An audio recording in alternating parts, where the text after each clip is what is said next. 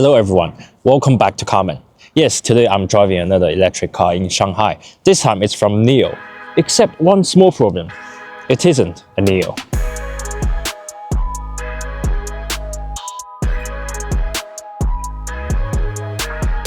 This is the Firefly, a new sub-brand and strategy from NIO. It is their first attempt on small cars. As we know, NIO has only operated in the premium market until now. This car changes all that. You can think of Firefly as NIO's equivalent to Mini in the BMW, a separate brand with its own identity that's focused on premium little cars. Now, there are two specs available in China, starting from 120 to 135,000 Chinese yuan, or you could rent the battery. In that case, you only have to pay, ready? 75,000 Chinese yuan, but you have to pay the monthly subscription fee for the battery. So my expected pricing in Europe will be around 30 to 35,000 euros. That puts it directly in the heart of the rapidly growing small EV market, up against the Mini and the Renault 5. The Firefly is 4 meters long and 1.8 meters wide, so unlike the MG, it is a small car. Therefore, it utilizes a very compact body with very short overhangs and relatively tall rooflines. At the side, we can see those hidden door handles. Again, not my favorite design in the world. This is the cover for the charging ports. Now, pay attention to this bit. This is more like a pill-shaped design element. This is one of the signature of this car. You'll see that quite a lot throughout the whole car. Another signature of this car is here, the lighting design. It uses multiple circular elements that, let's be honest, looks like the back of your phone. Now, I know exterior design is a subjective thing, and those headlights, or let's say the exterior design, is going to be very controversial. I can't say I like it, but I can't say I hate it either, because at least it makes this car stand out, unique from its rivals. The cabin layout is even simpler than the MG4. You have two screens, one steering wheel. That's it. No physical buttons. All the functions are highly integrated into this screen. And majority of the interior is covered by soft materials. You've got those man-made leather and microfiber-like materials. They say it's a completely animal-free interior. That's a good thing. This is the 13-inch main screen. It has inbuilt map, and all the settings and cameras can be found in this screen. It utilizes very cute UI design. It also uses the circular elements like the Mini. But unlike the Mini, this screen is actually very responsive, not clunky at all. Up front, you can see this smaller dash screen that provides you with all the driving information, your speed, the range, the map. Everything is easy to read. And also, you can see this pill-shaped steering wheel that can be manually adjusted.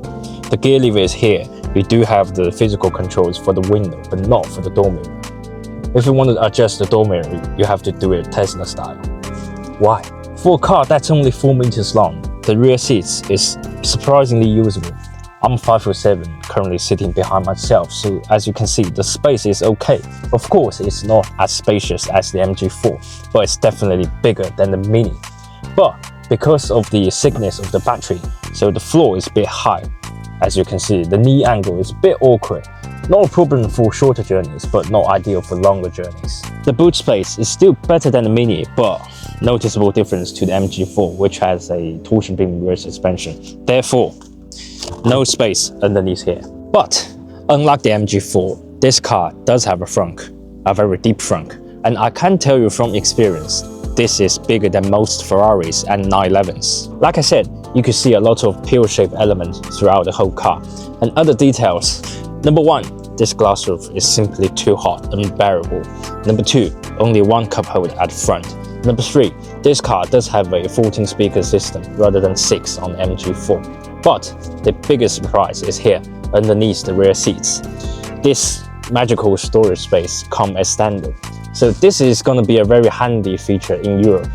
You can put your valuables in here and protect your windows.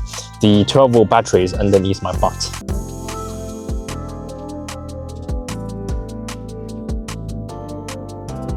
Power came from a 2-liter turbocharged engine that gives you around, I'm kidding, this car does have a single motor rear-wheel drive setup that gives you around 143 horsepower and 200 Nm of torque. 0 to 100 acceleration is around 8 seconds, so it's not that powerful.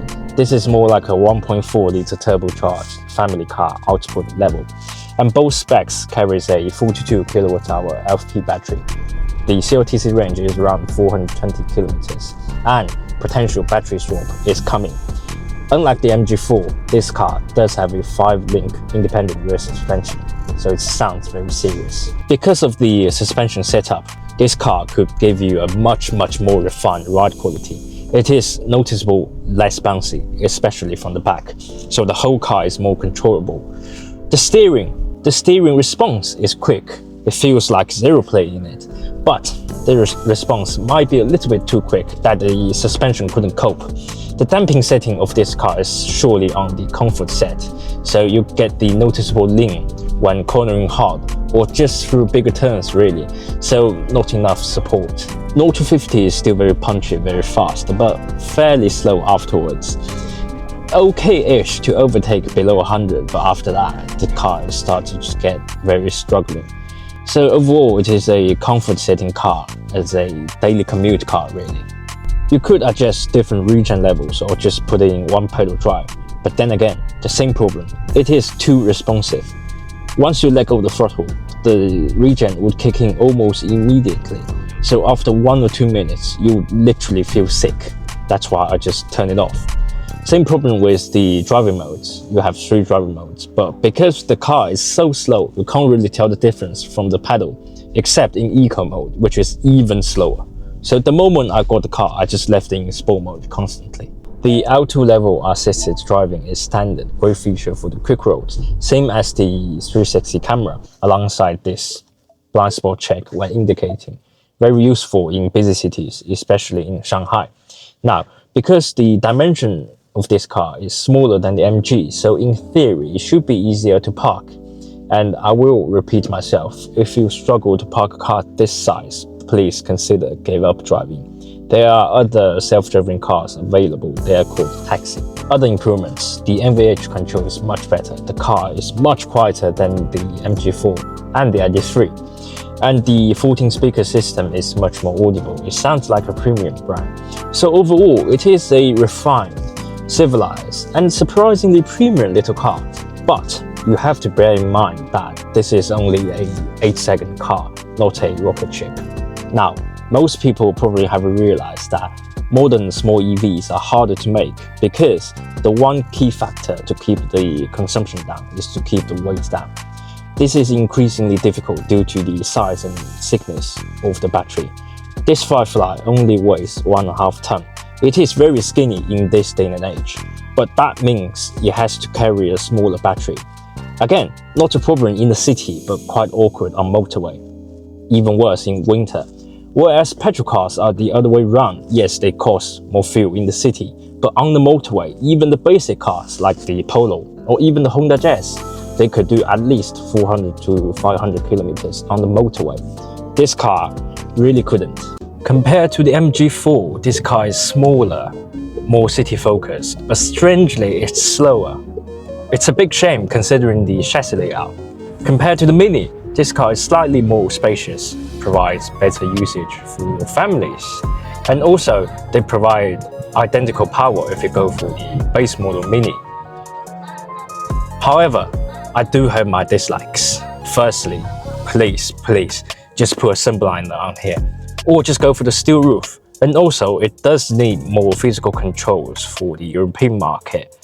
But the biggest problem still is the charging speed.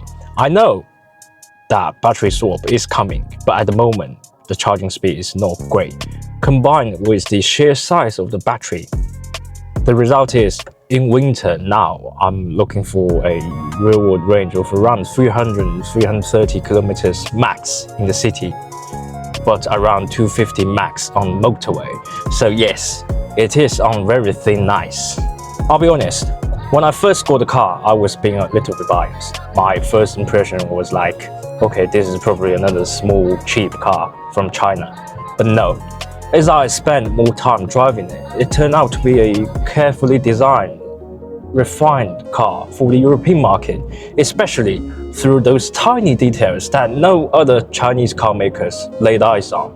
So I reckon if this car can be priced competitively, this would become one of the most compelling small electric cars on the market.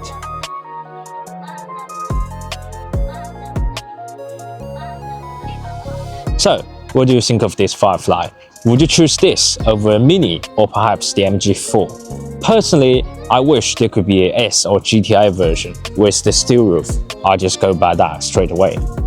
As always, if you enjoyed this video, enjoyed this car, please like and subscribe. This is Carmen. I'll see you soon. Take care.